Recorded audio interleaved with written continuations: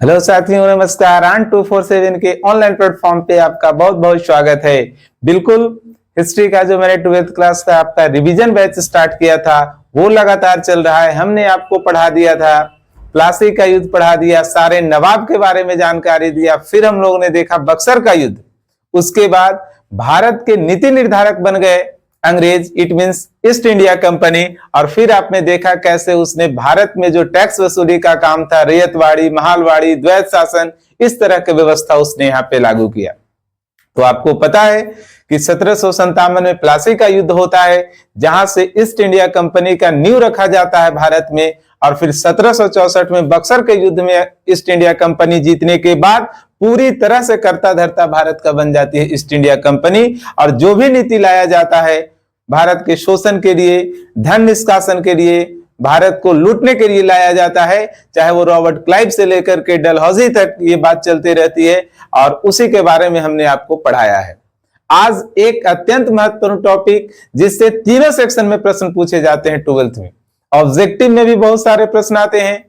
2 number वाले जो लघु उत्तरीय प्रश्न है उसमें भी बहुत सारा प्रश्न आता है इससे, और साथ साथ दीर्घ उत्तरीय प्रश्न भी पूछे जाते हैं। तो एकदम अत्यंत महत्वपूर्ण टॉपिक है। इस पे आप बिल्कुल ध्यान देकर के अगर आप देख लें क्लास को पूरी तरह से अंतिम तक, तो आज के क्लास से कम आपके 10 नंबर कंप्लीट होने वाले हैं इतिहास के, अगर आप लगातार क्लास में बने रहते हैं तब, है ना। क्यों ऐसा हम कह रहे हैं कि आप भी देखते होंगे, पूछा जाता होगा कि 1857 का विद्रोह का तात्कालिक कारण क्या है।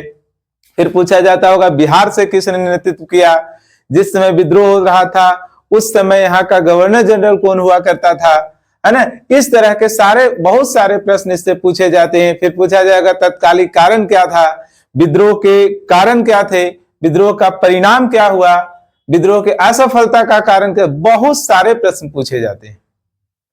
तो बिल्कुल इसमें हम 3 क्लास लेंगे आपका। और चूंकि अत्यंत महत्वपूर्ण टॉपिक है तो पूरा हम कवर करने में 3 क्लास लेंगे, लेकिन उस 3 क्लास के बाद कम से कम 15 से 20 नंबर आपका कंप्लीट हो जाएगा और एक बहुत बड़ी आपको जानकारी मिल जाएगी जो आगे किसी भी एग्जामिनेशन में आपको काम देने वाला है। तो आज हम लोग पढ़ने वाले हैं 1857 का विद्रोह। ठीक है, इस बात को आप याद रखेंगे। हमारा आज का टॉपिक क्या है? 1857 का विद्रोह, है ना। यही आज हम लोग पढ़ने वाले हैं। ठीक है, ये और किस नाम से जाना जाता है? तो ये सैनिक विद्रोह के नाम से भी जाना जाता है ना। इसे सैनिक विद्रोह भी कहा गया और कई इतिहासकारों ने इसे अलग अलग नाम भी दिया, है ना। जैसे एक इतिहासकार हैं बीडी सावरकर, उन्होंने क्या कहा था? इसे प्रथम स्वतंत्रता संग्राम कहा था। प्रथम स्वतंत्रता संग्राम कहा था। कौन कहे थे प्रथम स्वतंत्रता संग्राम? तो ये बोले थे वीडी सावरकर, है ना। वीडी सावरकर नाम आप ध्यान से सुनते चलेंगे, सारे ऑब्जेक्टिव में प्रश्न इस तरह से पूछे जाते हैं। एक और है भारतीय इतिहासकार आरसी मजूमदार, उन्होंने क्या बोला? वो बोला कि न तो ये पहला है, न तो ये स्वतंत्रता संग्राम है और न ही राष्ट्रीय है। ऐसे भी कहने वाले लोग आए, है ना। वो क्या बोलते हैं? वो बोलते हैं न तो पहला, न तो ये स्वतंत्रता संग्राम था, है ना, और न ही राष्ट्रीय था, है ना। इन्होंने ये बात बोला कि न तो ये राष्ट्रीय था, न पहला, न स्वतंत्रता और न राष्ट्रीय। कौन बोले हैं ये? तो मजूमदार, है ना। ये भी इतिहासकार हुए भारत के। तो क्यों बोले थे ऐसा? तो बोले कि पहला कैसे हो सकता है? हम लोग तो 1764 के बाद सिद्धू कानू का विद्रोह होता है, खोंड विद्रोह होता है, खाजी विद्रोह होता है, मुंडा विद्रोह होता है, बहुत सारे विद्रोह हुए। और ये स्वतंत्रता संग्राम तो खैर था ही नहीं, ये कहना था उनका, है ना। किसमें? क्योंकि पूरे भारतीयों ने नहीं लड़ा। और राष्ट्रीय क्यों नहीं था? तो क्योंकि कुछ खास क्षेत्र में ही प्रभाव दिखाया, पूरे भारत में इसका कोई प्रभाव नहीं था। तो उनका कहने का नजरिया बिल्कुल अलग अपना है। खैर, आप ऑब्जेक्टिव में इसको याद रखेंगे। और क्या ध्यान रखेंगे कि जिस समय, है ना, ये विद्रोह हुआ था उस समय गवर्नर जनरल की अगर बात करें, गवर्नर जनरल, है ना, वो कौन हुआ करता था? लॉर्ड कैनिंग, है ना। कौन था? Lord Canning. उस समय अगर हम लोग बात करें कि ब्रिटेन का प्रधानमंत्री कौन हुआ करता था, ब्रिटेन का प्रधानमंत्री कौन हुआ करता था, इस बात को अगर आप ध्यान रखें तो पॉमस्टाउन, है ना, कौन हुआ करता था? पॉमस्टाउन। फिर अगर बात करें कि इस समय मुगल की क्या स्थिति थी, तो इस समय जो मुगल शासक होता था हमारे के यहाँ, है ना, मुगल शासक या मुगल सम्राट आप लोग कह लें, है ना, बहादुर शाह जफर, बहादुर शाह जफर। और यही जो है सो इस विद्रोह का नेतृत्व किया था। 1857 के विद्रोह का अगर कोई नेतृत्व करता था तो यही व्यक्ति था, इसी ने नेतृत्व किया था। विद्रोह का शुरुआत किसने किया? ये जो विद्रोह हुआ था इसका शुरुआत करने वाला व्यक्ति कौन है, ये भी आप ऑब्जेक्टिव में याद रखेंगे, है ना। इसका शुरुआत करने वाला व्यक्ति है, एक सैनिक था, है ना, जिनका नाम था मंगल पांडे, है ना। तो अभी हम लोग यहीं तक इसको कवर करेंगे, है ना, कि इसमें हम लोग देखेंगे कि कैसे विद्रोह हुआ और इसका कारण क्या था। 3 पार्ट में हम लोग बांटेंगे कि विद्रोह का कारण जानेंगे, उसके बाद हम लोग जानेंगे कि विद्रोह के दौरान घटने वाली घटनाएं, फिर इसका हम लोग परिणाम जानेंगे। ठीक है, तो आज हम बात करेंगे 1857 के विद्रोह के बारे में। और ये बेसिक जानकारी अब तब तक आपको ये रखना है कि विद्रोह को किसने क्या कहा, ये और किस नाम से जाना जाता है, और हुआ है कब ये 1857 में। ठीक है, अब कहानी सुनिए कि विद्रोह हुआ क्यों, कैसे हुआ, क्या कारण था। तो जैसा कि आपको पता है कि 1757 में प्लासी का युद्ध होता है, 1764 में बक्सर का युद्ध होता है। अब अंग्रेजों का शासन पूरी तरह से यहां हो गया और उन्होंने यहां के लोगों को शोषण करना शुरू किया। अपार धन लूट करके ले गए यहां से, जिसकी कोई सीमा नहीं थी। तब यहां के लोगों में बिल्कुल 100 साल हो गए, 1757 से 1857, बीच में छोटे मोटे विद्रोह होते रह गए, है ना। लेकिन बड़ा विद्रोह के नाम पे अगर कहा जाए तो सीधा 1757 के बाद यही हुआ है 1857 का विद्रोह, क्योंकि विद्रोह का शुरुआत सैनिकों ने किया था, इसलिए नाम पड़ गया सैनिक विद्रोह। तो अब हम लोग जानते चलेंगे कि इसका कारण आखिर क्या रहा, 1857 के विद्रोह का कारण। तो कारण में आप देखेंगे और सभी महत्वपूर्ण कारण को समझने का प्रयास करेंगे और आपको बिल्कुल लगेगा कि हाँ, ये कारण हो सकता है जिसके कारण ये युद्ध हुआ है ना, ये संग्राम हुआ है। ठीक है, तो आप इसे नोट कर लेंगे और बिल्कुल ऑब्जेक्टिव की तरह आप इसे याद करेंगे और कहानी जैसा अगर समझते चलेंगे, है ना, बिल्कुल कड़ी जोड़ करके लाइन बाई लाइन अगर आप देखेंगे तो आपको फिर ज्यादा रटने की आवश्यकता भी नहीं होगी। क्लास देखते देखते आपके बहुत सारे प्रश्न कंप्लीट होने वाले हैं, है ना। बिल्कुल आपको क्लास में बना रहना है ना। क्या हुआ है 1857 के विद्रोह का हम लोग जानेंगे कारण। ठीक है, 57 के विद्रोह का कारण। ठीक है, क्या कारण था? तो सबसे पहले जो ब्रिटेन के थे यानी ईस्ट इंडिया कंपनी, तो हम लोग कह सकते हैं ब्रिटिश कंपनी का साम्राज्यवादी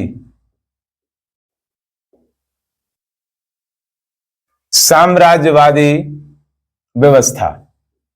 ठीक है, देखो ब्रिटेन का ईस्ट इंडिया कंपनी जब यहां पे आया है तो व्यापार करना था उसको, लेकिन अब तो सत्ता मिल गई उसे, तो अपने साम्राज्य को बढ़ाने का प्रयास किया। और पहले से साम्राज्य किनके पास था? तो भारतीय शासकों के पास था। अवध में वाजिद अली शाह थे, कहीं झांसी की रानी थी, कहीं वीर कुंवर सिंह थे, कहीं मुगल सम्राट थे। तो सभी जगह लोग अपना अपना शासन चला रहे थे। अब सबको वो लेना चाहा, सबको हड़पना चाहा। अब बिल्कुल ये कहां से शुरू हो जाता है? रॉबर्ट क्लाइव से लेकर के डलहौजी तक के जितने भी गवर्नर जनरल बन करके आए, सभी ने ही प्रयास किया कि कैसे छोटे छोटे रियासतों को किसी भी तरह से ईस्ट इंडिया कंपनी में मिला लिया जाए। अब इससे जो राजा महाराजा थे उन पे आफत आया, तो सबसे पहले विद्रोह करने वाले में वही लोग थे। अगर विद्रोह का समर्थन किन्हीं लोगों ने किया तो यहाँ के देसी रियासते के जो शासक थे उन्होंने किया।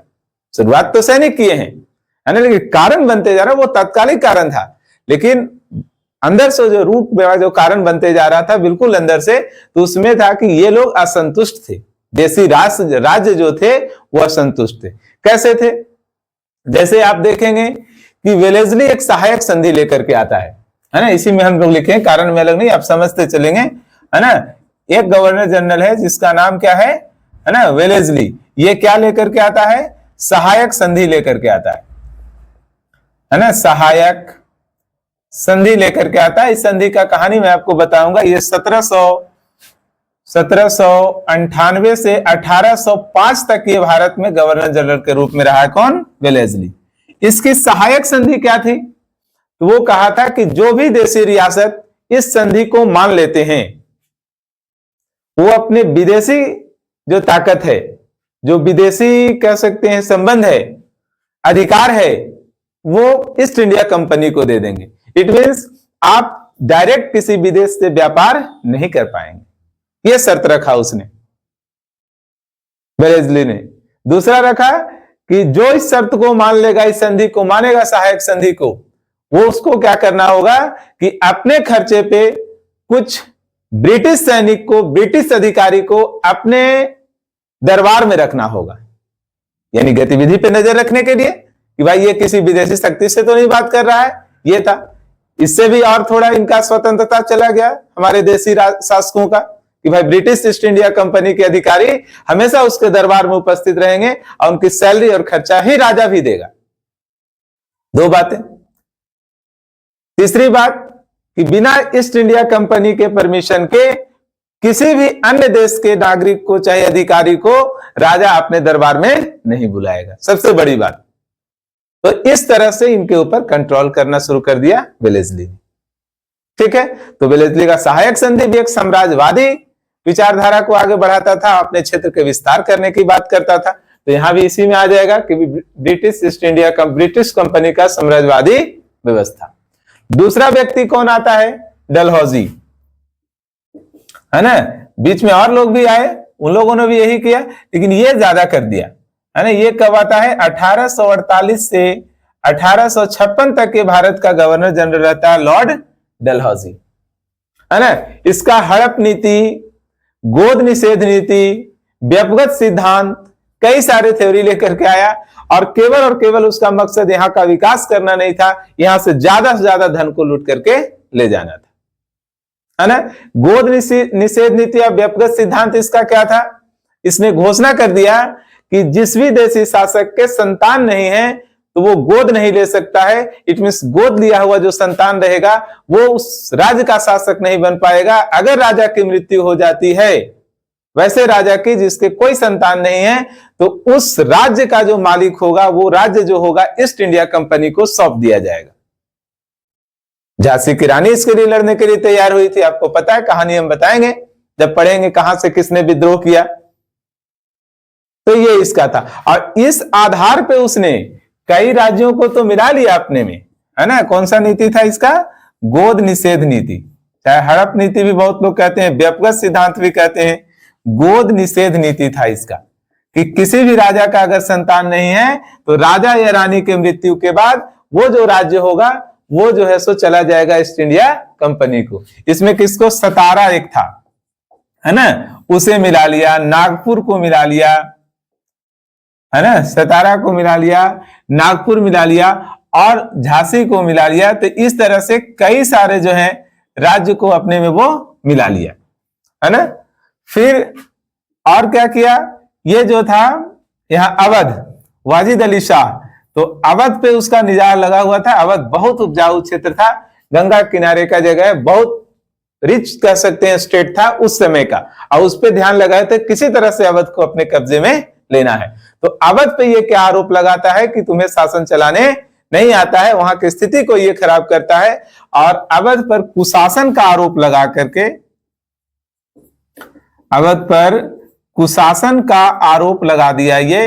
अब कुशासन का आरोप लगा करके वाजिद अली शाह को हटा करके, वाजिद अली शाह वहां के उस समय शासक हुआ करते थे और उन्हें हटा करके ये जो है सो अवध पर भी अधिकार कर लेता है। बाद में बेगम हजरत महल यहां से विद्रोह करती है। तो इस तरह से इसके साम्राज्यवादी नीति जो थी वो 1857 के विद्रोह का कारण बना और जितने लगभग छोटे छोटे रियासत जिनको ये परेशान किया करता था वो सभी 1857 के विद्रोह में इसके ईस्ट इंडिया कंपनी के खिलाफ खड़े हो गए। उम्मीद है ये बात आपको समझ में आ गई होगी कि आखिर छोटे छोटे शासक जो है ईस्ट इंडिया कंपनी के खिलाफ क्यों खड़े हुए। तो ये वेलेस्ली का सहायक संधि, डलहौजी का गोद निषेध नीति, व्यक्तिगत सिद्धांत, हड़प नीति, ये सबसे परेशान होकर के, तंग होकर के, इसके अलावा इनके पास कोई रास्ता नहीं था, तभी उन्होंने ईस्ट इंडिया कंपनी का विद्रोह करना शुरू कर दिया। अब आगे बात करते हैं और कौन सा कारण है, तो आप यहां से जान सकते हैं आर्थिक कारण। दूसरी कारण की अगर हम लोग बात करें तो आर्थिक कारण। आर्थिक कारण क्या था कि जम करके शोषण किया है वो लोग, ईस्ट इंडिया कंपनी जो है जम करके शोषण किया, यहाँ के सारे उद्योग धंधे को उसने नष्ट कर दिया। हम लोग का जो सूती वस्त्र उद्योग था, ऊनी वस्त्र उद्योग था, इस पे बहुत ज्यादा टैक्स लगा करके यहाँ के उद्योग को बिल्कुल नष्ट कर दिया। भारी मात्रा में धन निष्कासन किए गए, यहां से मुक्त व्यापार की नीति लाई गई, जिसमें आने वाले जो वस्तु होते थे, जिस वस्तु का आयात होता था ब्रिटेन से, उस पे कोई टैक्सेस नहीं लगता था, जबकि यहां से जाने पे बहुत सारे टैक्स लगते। किसान का भी शोषण किया, जिससे इनकी स्थिति दयनीय हो गई। तो एक बहुत बड़ा व्यापारी वर्ग, किसान वर्ग है ना, ऐसे लोग ईस्ट इंडिया कंपनी के विरोधी हो गए और उनके पास कोई चारा नहीं बचा, और अंत में उन्होंने 1857 के विद्रोह में भी शामिल हो गए और विद्रोह में बढ़ चढ़ करके हिस्सा लिए कि हमारे उद्योग धंधे को ईस्ट इंडिया कंपनी ने नष्ट किया है और हमारी आर्थिक स्थिति को खराब किया है। तो यहां से निकल करके आता है आपका आर्थिक कारण, जिसमें मुक्त व्यापार नीति, धन निष्कासन जैसे महत्वपूर्ण ये मुद्दे रहे थे। ठीक है, तो आर्थिक कारण भी आप समझ पाए कि मतलब भारत के अर्थव्यवस्था को चौपट कर दिया, क्योंकि सारे जो नीति बनाते थे वैसा नीति बनाते थे जिससे ईस्ट इंडिया कंपनी को फायदा हो, भारत का कुछ भी हो जाए उससे उसको कोई लेना देना नहीं था। ठीक है, अब हम लोग तीसरी कारण की अगर बात करें, है ना, तो सामाजिक कारण, है ना। सारे कारण को आप ध्यान से अगर समझेंगे ना तो आपको लिखने की आवश्यकता भी नहीं पड़ेगी, सुन करके बिल्कुल आप याद कर सकते हैं। सामाजिक कारण, हमारे सामाजिक जो चल रहा था जीवन, उसमें उसने दखल देना शुरू कर दिया। कैसे? भारत को असभ्य कहा जाता था, भारतीयों को काला कह करके इन्हें जो है हीन दृष्टि से देखा जाता था। इट मीन्स अगर कह सकते हैं तो उसने नस्लीय विभेद को बढ़ावा दिया है कि काला और असभ्य कह करके हम लोग को नीचा देखता था और हीन भावना से देखता था। इसके चलते भारतीय उग्र हो गए। कुछ बातें अगर सोचेंगे तो कुछ सही किया। क्या सही किया? जैसे उसने सती प्रथा पे रोक लगाया, बाल विवाह पे रोक लगाया, नरबलि पर रोक लगाया, विधवा विवाह को शुरू किया। लेकिन जब इस बात को लाया गया तो कुछ रूढ़िवादी लोग भी अंग्रेज का विरोधी बन गए। ये हमारे सामाजिक जो संरचना है उस पे उसे दखल नहीं देना है। सती प्रथा चलता रहेगा, बाल विवाह भी होगा, विधवा विवाह नहीं हो सकता है समाज में। तो इसके चलते रूढ़िवादी लोग भी जो है सो विद्रोह में शामिल हो गए कि हमारे सामाजिक जो संरचना है उसमें ईस्ट इंडिया कंपनी दखल दे रही है, इसलिए हम लोग भी उतर करके सड़क पे उसका विद्रोह करेंगे। हालांकि एक तरह से समाज में अच्छी बात हो रही थी, है ना, कि इस पे उसने काम करना शुरू किया था, है ना, लेकिन लोगों ने इससे भी, ये रूढ़िवादी लोग जो है सो इसके लिए विद्रोह में शामिल हो गए। सबका अलग अलग शामिल होने का अपना कारण आप देख पा रहे हैं कि व्यापारी वर्ग क्यों शामिल हुआ, आर्थिक दोहन के कारण। सामाजिक कारण में क्या है कि हम लोग को असभ्य कहा गया तो इसलिए हम लोग उग्र हो गए। दूसरा कारण रहा कि जो है उसने विधवा विवाह को शुरू कराया, सती प्रथा को रोक दिया, नरबलि को रोकने का प्रयास किया, बालिकाओं के खरीद बिक्री पर उसने रोक लगाया। इसके कारण रूढ़िवादी लोग जो है सो उग्र हो गए, तो इस तरह शामिल हुए, है ना। ये देसी राष्ट्र क्यों शामिल हुए? तो इनका देख रहे हैं आप शोषण कैसे किया, उसे लूटने का प्रयास किया, ईस्ट इंडिया कंपनी में सारे साम्राज्य को मिलाने का कैसे प्रयास किया, इसके लिए वो लोग आ गए। अब और महत्वपूर्ण कारण आप देखते चलेंगे, यहीं पे हम लिखते हैं, है ना। बिल्कुल चौथा कारण आप समझेंगे, सैनिक कारण, है ना। कौन सा कारण? सैनिक कारण। ठीक है, देखो सैनिक कारण क्या है? भारतीय सैनिकों की जो संख्या थी ईस्ट इंडिया कंपनी के सेना में ब्रिटिश सैनिकों से ज्यादा था, डबल से भी ज्यादा था। अगर रेशियो देखेंगे तो दुगना तिगुना हम लोग की संख्या थी और उनकी संख्या कम थी। लेकिन होता क्या था कि भारतीय सैनिकों में योग्यता रहते भर में इन्हें ऊंचे पद पे नहीं रखा जाता था, इन्हें बिल्कुल साधारण सिपाही बना करके रखा जाता था, इसलिए ये लोग भी असंतुष्ट थे। समझ गए? दूसरी बात कि सेना में इनकी जो अपनी धार्मिक पहचान है उसको नहीं लाने देता था। जैसे हिंदू अगर कोई सैनिक है तो सेना में टीका नहीं लगा सकता है, मुस्लिम सैनिक है तो वो दाढ़ी नहीं रख सकता है, पंजाबी सैनिक है तो पग का इस्तेमाल नहीं कर सकता है।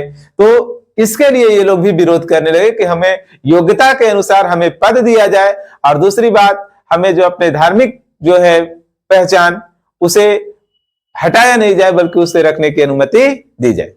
उसके अलावा ट्रेनिंग के दौरान है ना हिंदू देवी देवताओं का अपमान किया जाता था, इस्लाम का अपमान किया जाता था, ईसाइयत को बढ़ावा दिया जाता था। तो इस कारण से भी सैनिक लोग दुखी थे और इन्होंने विद्रोह करना ठान लिया था। ठीक है, इसमें क्या लिखेंगे आप कि सैनिकों को टीका लगाने, है ना, टोपी पहनने, दाढ़ी रखने या पग बांधने पे पाबंदी थी, और योग्यता के अनुसार सैनिकों को पद नहीं दिया जाता था। भारतीय सैनिकों को बिल्कुल नीचे के पद पे रखा जाता था। पांचवा कारण आप देखेंगे, है ना, धार्मिक कारण, है ना, धार्मिक कारण। धार्मिक कारण कहने का मतलब कि धर्म में वो दखल देने लगा, है ना। कैसे दखल देने लगा? ईसाई मिशनरी का स्थापना हो गया, ईस्ट इंडिया कंपनी इसको बढ़ावा दे रही थी, और हिंदू धर्म और इस्लाम धर्म का आलोचना किया जाता था, और साथ साथ ईसाई धर्म को बढ़ा चढ़ा करके पेश किया जाता था, और लगातार जो है सो इसे हम लोग के धर्म को नीचा दिखाने का प्रयास करता था। और बहुत सारे फैक्ट थे जिससे जो धर्म से जुड़े हुए थे लोग, वो लोग उग्र हो गए और अपने धर्म को बचाने के नाम पे 1857 के विद्रोह में कूद पड़े। मंदिर मस्जिद के संपत्ति को जब्त किया जाने लगा, ईस्ट इंडिया कंपनी के द्वारा अधिग्रहण किया जाने लगा, जिससे लोग नाराज हो गए, और एक साथ हिंदू मुसलमान सब मिल करके जो है अंग्रेजों के खिलाफ लड़ने का प्रयास किए और 1857 के विद्रोह में शामिल हो गए। धार्मिक कारण भी, बहुमूल्य कारण कभी 2 नंबर में पूछा जाता भी है। अब अंतिम और महत्वपूर्ण कारण, है ना, आप देख पा रहे होंगे यहाँ पे अंतिम और महत्वपूर्ण कारण, छठा कारण के रूप में आप मान सकते हैं तात्कालिक कारण, है ना। कौन सा कारण? तात्कालिक कारण। तात्कालिक कारण से आपको समझना चाहिए कि वैसा कारण जो तुरंत हो जाए, है ना, जिसके बाद तुरंत कोई घटना हो जाए, उसे हम तात्कालिक कारण कहेंगे। और यही तात्कालिक कारण था। तो तात्कालिक कारण क्या था? चर्बी वाला कारतूस, है ना, चर्बी वाला कारतूस। तात्कालिक कारण क्या हुआ? चर्बी वाला कारतूस। तात्कालिक कारण समझते हैं, जैसे घर गांव में देख लड़ाई कि बहुत अंदर अंदर सब कुछ चल रहा है ना, और कुछ अचानक ऐसा होता है कि बहुत छोटी सी घटना होती है और दोनों तरफ से लोग भिड़ जाते, है ना, और कहते हैं इसके कारण हुआ। नहीं, उसके पहले से बहुत सारा कारण अंदर अंदर चलते रहता है। वहां भी हुआ कि पहले से कारण चल रहा था कि देशी रियासत जो थे सब असंतुष्ट थे, सैनिक असंतुष्ट थे कि उन्हें धार्मिक प्रैक्टिस नहीं करने दिया जा रहा है, योग्यता के अनुसार उनको पद नहीं दिया जा रहा है। आर्थिक शोषण हुआ, इसलिए व्यापारी वर्ग, किसान वर्ग, साहूकार वर्ग जो है सो विरोधी थे कि बहुत शोषण हो रहा है ना। फिर आपका जो है सामाजिक कारण, जिसमें हमें असभ्य कहा गया, काला कह करके दिखाया गया। उसके अलावे रूढ़िवादी लोग भिड़ गए, जिसमें सती प्रथा को अंग्रेज रोकने का प्रयास किया था, बाल विवाह को रोकने का प्रयास किया था, नरबली और महिलाओं के खरीद बिक्री रोकने का प्रयास किया था, विधवा विवाह शुरू किया था। इसके लिए रूढ़िवादी समाज विचार वाले लोग जो है उग्र होकर के आ गए थे। तो वो सब अंदर अंदर कारण था। तात्कालिक कारण क्या था? चर्बी वाला कारतूस। इसकी कहानी क्या है? तो एनफील्ड एक राइफल मंगाया गया था उस समय ब्रिटेन से, है ना। उस राइफल का नाम क्या था? एनफील्ड। याद रखेंगे, लिख दिए यहां पे, एनफील्ड। उसमें कारतूस लगाने के पहले जो है उसे दांत से खींचा जाता था, और ऐसी अफवाह फैल गई थी कि ये जो कारतूस है इसमें गाय और सुअर के चर्बी का उपयोग किया गया है, और दांत से खींचने का मतलब उसे मुंह में लेना होगा। हिंदू सैनिक जो थे, हिंदू धर्म में गाय के चर्बी को मुंह में नहीं ले सकते हैं, और इस्लाम में सुअर के चर्बी को मुंह में नहीं ले सकते हैं। इसलिए दोनों तरफ के सैनिकों ने, दोनों तरफ कहने का मतलब हिंदू और मुस्लिम एकजुट होकर के उन्होंने साफ किया कि हम इस कारतूस का उपयोग नहीं करें। बहुत दबाव बनाया गया, है ना। इस कारतूस के कारण, इसके उपयोग के कारण दबाव बनाया गया। वहां पे 2 अंग्रेज अधिकारी आए हैं, और उन अधिकारियों ने दबाव बनाया कि नहीं, तुम्हें इसका उपयोग करना होगा। तो बैरकपुर छावनी में, बंगाल में है ये, वहां एक सैनिक हुआ करता था मंगल पांडे। उसने उपयोग किया 29 मार्च 1857 को, और उसने कारतूस को भी भरा एनफील्ड में, और वो जान रहा था कि अब हम बचेंगे नहीं। इसके बावजूद उसने 2 अंग्रेज अधिकारियों की वहीं पर ग्राउंड में ही हत्या कर दिया, गोली मार करके, कि हम करेंगे लेकिन पहले तुमको मारेंगे। भाग गया। फिर बाद में उसे 8 अप्रैल को गिरफ्तार करके मंगल पांडे को फांसी दे दी गई, और वहीं से यह शुरू हो जाता है आपका 1857 का विद्रोह।